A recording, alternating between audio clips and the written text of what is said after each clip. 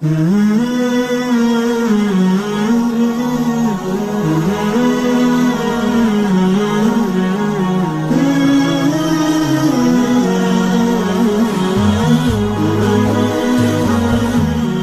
اس ایمان کو تقویت پہنچانے اللہ سے جڑنے کے لیے نماز ہے کہ نماز پہلی امتوں کو 2 نمازیں، ہمیں 5۔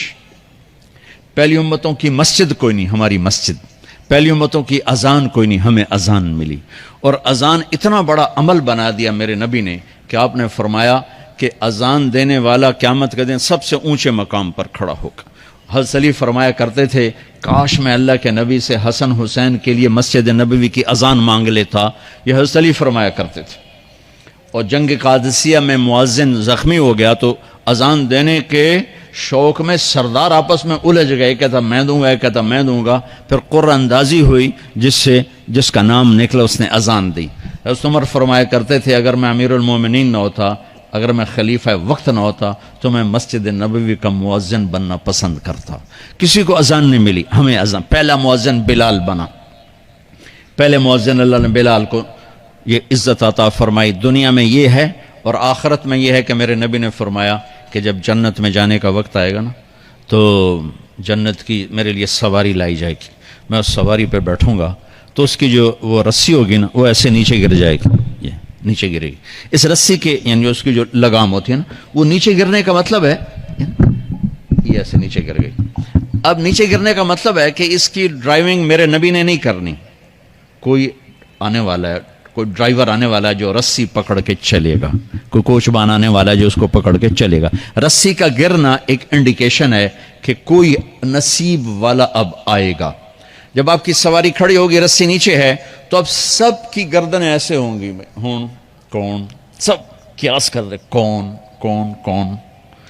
اللہ کی طرف سے اعلان ہوگا بلال کو بلایا جائے، بلال۔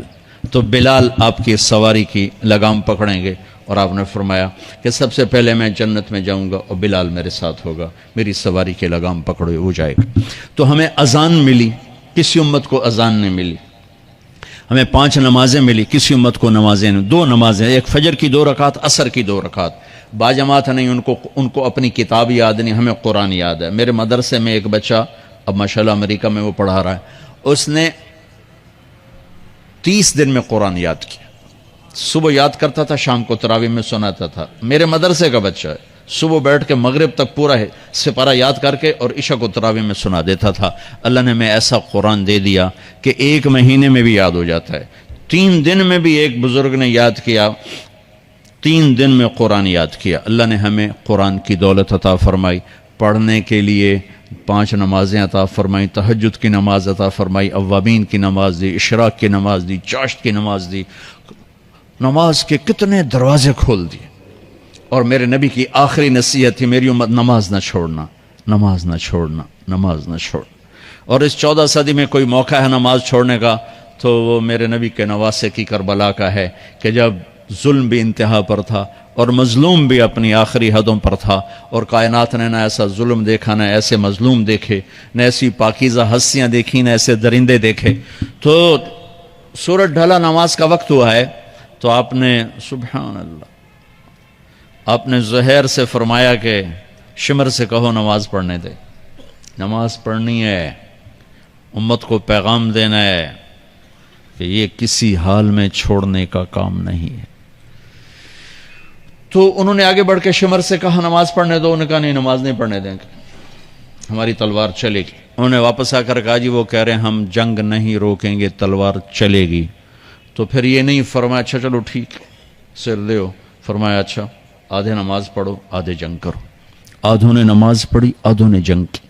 پھر انہوں نے جنگ کی اور پہلوں نے نماز پڑھی، اور عصر سے پہلے سب کے سر کٹ کے نیزوں پہ چڑھ گئے۔ یہ وہ ہستیاں ہیں جن کو میرے نبی نے کہا میری آنکھوں کی ٹھنڈک حسن حسین، میرے جگر کے ٹکڑے، میرے جنت کے پھول، پتہ نہیں کیا کیا تشبیہات دی ہیں میرے نبی نے، اب جنت کے نوجوانوں کے سردار حسن اور حسین۔ اور پھر نماز نہیں چھوڑی۔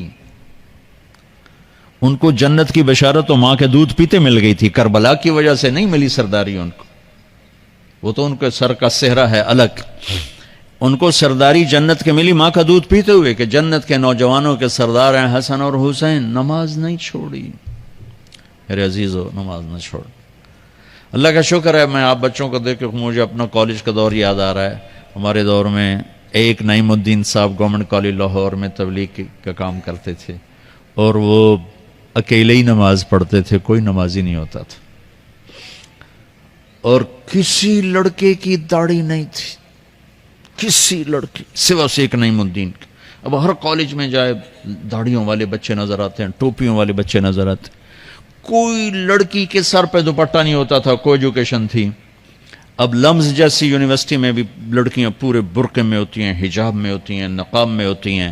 جہاں برائی کا گراف اوپر گیا تو نیکی کا بھی اوپر گیا، جہاں برائی کا لیول اگر بڑھا ہے تو نیکی کا لیول بھی بڑا ہے۔ اتنا بڑا میری نسل کا مجمع اللہ کی بات سن رہا ہے، یہ اس دور میں کوئی تصور نہیں کر سکتا تھا۔